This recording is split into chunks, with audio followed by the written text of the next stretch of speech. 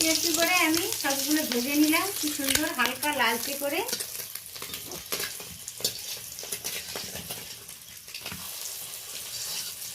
নমস্কার বন্ধুরা, গঙ্গাসাগরের বনেদি রান্না ও পরিবেশ ইউটিউব চ্যানেলে আমি সবাইকে স্বাগত জানালাম। বন্ধুরা নিশ্চয়ই সবাই সুস্থ রয়েছেন এবং ভালো রয়েছেন। আজ আমি এক নতুন ধরনের রেসিপি নিয়ে আপনাদের কাছে হাজির হয়ে গেছি। তো দেখুন, আমি একটা প্লেটে 6টা ডিম নিয়েছি। ডিমেরই আজ আমি একটা রেসিপি করব, আর সেটা আপনাদের সকলের সাথে তার সিস্টেমটা শেয়ার করব। আর এই 6খানা বাটি নিয়েছি। দেখুন, এই 6খানা বাটিতে একটা বাটিতে আমি অল্প পরিমাণ 2-4 ফোঁটা সরষের তেল নিয়েছি। এটা ভালো করে পুরো বাটিতে মাখিয়ে নেব।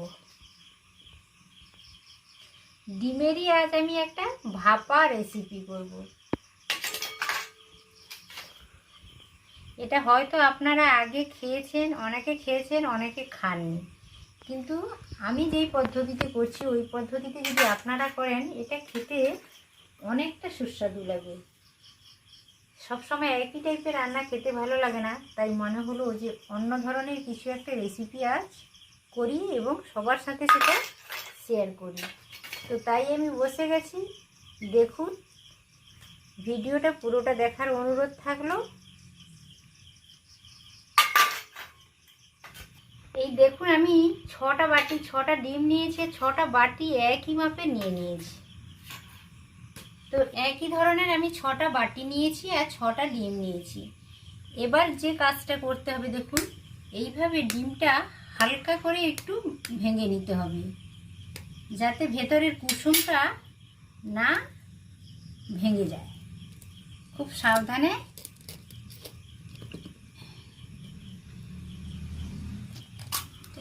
ভেঙে গেল এটা। এই দেখুন, 6টা ডিম আমি ভালোভাবে, কুসুমগুলো গোটা রয়েছে। প্রথমে একটা ভেঙেছিলাম, ওইটা কুসুমটা একটু ঘেঁটে গেছে, কিন্তু না হলে আর দেখুন প্রতিটা কুসুম একেবারে গোটা রয়েছে। তো এর পরের স্টেপ হচ্ছে, আমি ডিমে পরিমাণ মতো লবণ দিয়ে দেব। প্রতিটাতে পরিমাণ মতো আমি লবণ দিয়ে দিচ্ছি। লবণটা দিয়ে দিয়েছি, হালকা করে আমি এইভাবে একটু নেড়ে নিচ্ছি। কুসুমটা কিন্তু আমি ভাঙবো না, খুবই হালকাভাবে নেড়ে নিচ্ছি। জাস্ট লবণটা হালকা করে মিশিয়ে নিচ্ছি। কুসুম ভাঙার কোনো প্রয়োজন নেই, কুসুম গোটা থাকলেই খেতে ভালো লাগবে, বেশি মজা লাগে। লবণ দেওয়ার পরে অল্প ছোট ছোট করে লঙ্কা কেটে রেখেছিলাম, লঙ্কা কুচি একটু দিয়ে দিলাম, দিয়েছি। তারপর আমি ছোট ছোট করে কেটে রাখা কাঁচা লঙ্কা দিয়েছি। এবার অল্প আমি গুঁড়ো লঙ্কা দিচ্ছি, একেবারে অল্প দিচ্ছি, যেহেতু এইটা আমি আবার তরকারি করব ওই জন্য পরিমাণটা অল্পই দিচ্ছি। দেখুন বন্ধুরা, আমি একটা বড় মাপের পেঁয়াজ গ্রেট করে নিয়েছি। আপনারা চাইলে ছোট ছোট করে কেটেও দিতে পারেন। আমি গ্রেট করা পেঁয়াজ একেবারে অল্প অল্প দিয়ে দিচ্ছি।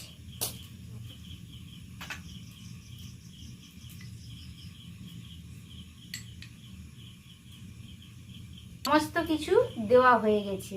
এর পরের স্টেপ দেখুন, উনানে আমি একটা অ্যালুমিনিয়ামের হাঁড়ি বসিয়েছি, আর হাঁড়ির উপরে একটা ফুটা থালা বসিয়ে দিয়েছি। হাঁড়িতে কিছুটা জল দিয়েছি, জল দিয়ে তার উপর আমি ফুটা থালা একটা বসিয়ে দিয়েছি।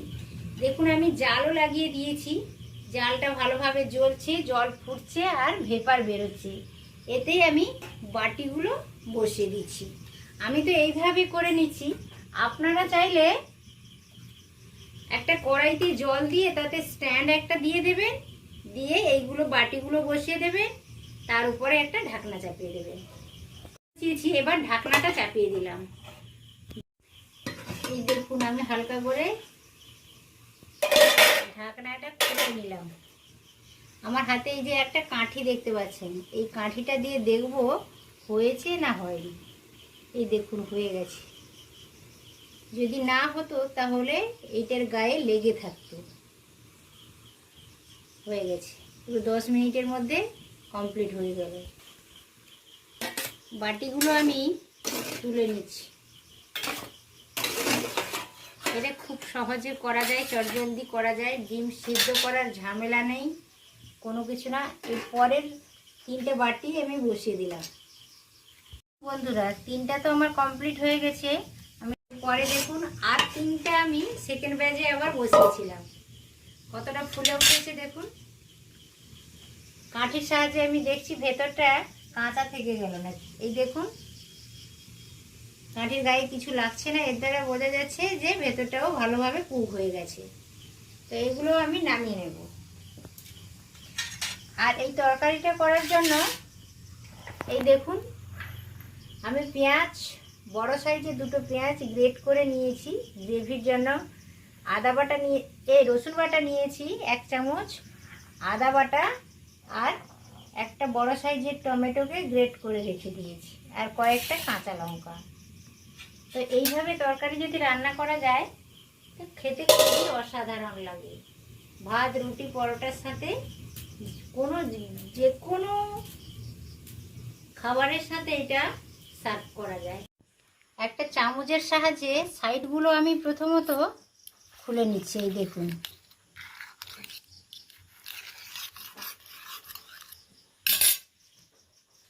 দেখুন কত সুন্দর উঠে গেল। এইভাবে আমি সাইডগুলো প্রথমত ছাড়িয়ে নিচ্ছি। একটু ঠান্ডা করে এটা করতে হবে।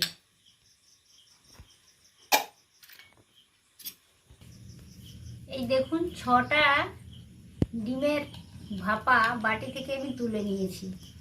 উনানে কড়াইও বসিয়ে দিয়েছি। এবার গ্রেভিটা তৈরি করে নেওয়ার জন্য কড়াইতে আমি 1 টেবিল চামচ তেল দিয়েছি। এটা হালকা করে আমি একটু ভেজে নেব। একটা একটা করে আমি হালকা করে ভেজে নেব।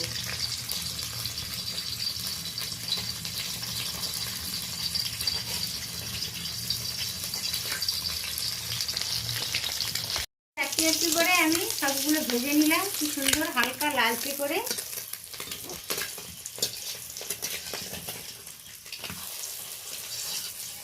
বাটিতে বয়েল করে নিয়েছিলাম। বয়েল করার পরে আমি 2 পিঠ হালকা লালচে করে ভেজে নিয়েছি। এরপর কড়াইতে আমি 2 টেবিল চামচ তেল দিয়ে দিয়েছি।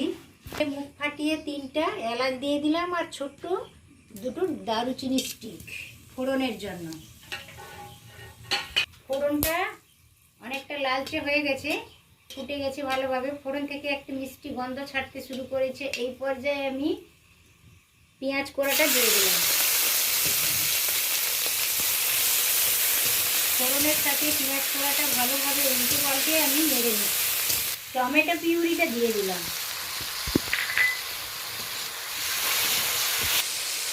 রসুন বাটা দিয়ে দিলাম,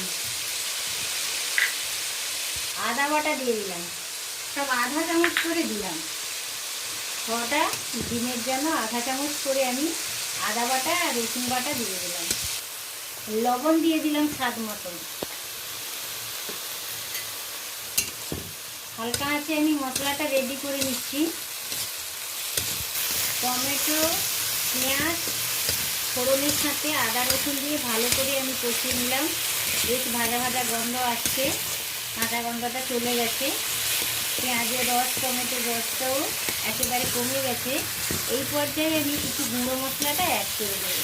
গুঁড়ো মশলা দেওয়ার আগে আমি অল্প জল দিলাম, যাতে গুঁড়ো মশলাটা পুড়ে না যায় বা নিচে বসে না যায়। হলুদ গুঁড়ো দিয়ে দিলাম 1/4 চামচ। 1/4 চামচ আমি দিলাম প্লেন লাল লঙ্কার গুঁড়ো। 1/4 চামচ দিলাম আমি কাশ্মীরি লাল লঙ্কার গুঁড়ো। এর গুঁড়ো দিলাম ছোট চামচের আধা চামচ। ছোট চামচের আধা চামচ দিলাম আমি ধনে গুঁড়ো। এই সমস্ত মশলাকে একটু ভালো করে আরও 5 মিনিট আমি কষিয়ে নেব। টেস্টের ব্যালেন্সের জন্য আমি আধা চামচ চিনি অ্যাড করলাম। যাদের চিনিতে প্রবলেম হয়েছে তারা চিনিটা স্কিপ করে দিতে পারেন। চিনিটা দিয়ে মশলাটার সাথে যদি কষা হয় তাহলে চিনিটা মেল্ট হয়ে কালারটাও ভালো চলে আসে তরকারি। তেল ছাড়া পর্যন্ত অপেক্ষা করছিলাম। কষানো মশলা থেকে তেল ছাড়তে শুরু করেছে। এই পর্যায়ে আমি ফুটন্ত গরম জলটা অ্যাড করে দেবো। আপনারাও চেষ্টা করবেন তরকারিতে গরম জলটা দেওয়ার। বেশি জলের প্রয়োজন নেই, তরকারিটা মাখো মাখো হবে। ওটা পর্যন্ত অপেক্ষা করছিলাম। এবার আমি ফুটন্ত তরকারিতে ডিমটা তুলে দিচ্ছি। এইভাবে বন্ধুরা ট্রাই করে দেখবেন, এই তরকারিটা খেতে খুবই সুস্বাদু লাগে। একবার হলেও ট্রাই করে দেখবেন, অসাধারণ লাগে। গ্রেভির সাথে ভালো করে একটু নেড়ে চেড়ে নিলাম। এই দেখুন, আমার কাছে কিছুটা পরিমাণ ধনেপাতা ছিল, ধনেপাতাটা অ্যাড করলাম।